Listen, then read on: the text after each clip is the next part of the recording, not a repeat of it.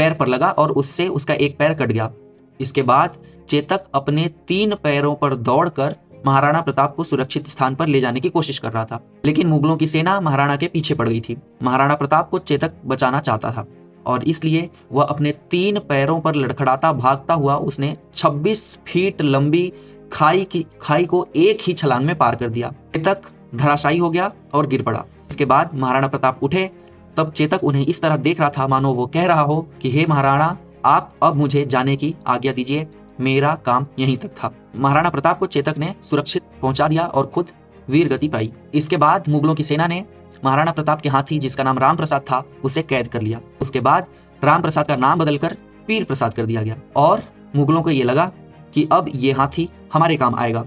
ये राम प्रसाद नाम के हाथी ने अकेले ही मुगल सेना के 13 हाथियों को मौत के घाट उतार दिया था और इसलिए अकबर चाहता था कि आगे की लड़ाइयां वो राम प्रसाद पर बैठकर ही करेगा। लेकिन हमारे देश की मिट्टी की तासीर ऐसी है कि इंसान तो इंसान, जानवर भी अपने देश के लिए वफादार होते थे। इसलिए कहा जाता है कि राम प्रसाद ने खाना पीना छोड़ दिया। 13 दिनों तक राम प्रसाद ने अन्न का एक दाना नहीं खाया और मुगल बादशाह अकबर की कैद में ही अपने स्वामी महाराणा प्रताप की इंतजार में अपना दम तोड़ दिया। इसके ऊपर अकबर लिखता है कि जिस महाराणा प्रताप के हाथी को मैं नहीं झुका सका, उस महाराणा को भला मैं क्या झुका पाऊंगा। राम प्रसाद की मौत रणभूमि में नहीं हुई, कैद में हुई।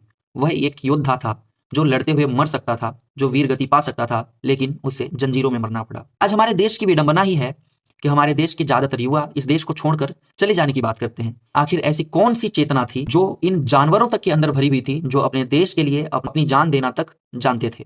महाराणा प्रताप के घोड़े चेतक पर एक कविता लिखी गई है जो एनसीईआरटी भी एक्नॉलेज करती है और इसलिए मैं ये कविता आपको सुनाना चाहता हूं। राणा प्रताप के घोड़े से पड़ गया हवा को पाला था, गिरता न कभी चेतक तन पर। राणा प्रताप का कोड़ा था, वह दौड़ रहा अरिमस्तक पर, या आसमान पर घोड़ा था जो तनिक हवा से बाग हिली लेकर सवार उड़ जाता था। राणा की पुतली फिरी नहीं कि तब तक चेतक मुड़ जाता था। कौशल दिखलाया चालों में, उड़ गया अचानक भालों में, निर्भीक गया वह ढालों में, सर पर दौड़ा करवालों में। है यहीं रहा अब वहां नहीं, है वहीं रहा अब वहां नहीं, थी जगह न कोई जहां नहीं, किसी अरिमस्तक पर कहा नहीं। यह चेतक की वीरता को दर्शाने वाली एक कविता है।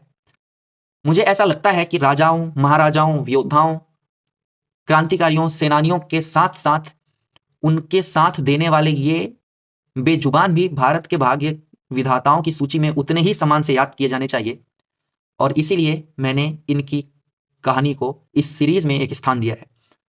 अगर आपको लगता है कि ये भी भारत के मौन रहने वाले विधाता हैं तो आप इस चैनल को सब्सक्राइब जरूर करिए। बाकी मिलते हैं कल किसी एक महान विभूति के साथ। आज के लिए इतना ही। देखते रहिए भारत भाग्य विधाता। नमस्कार।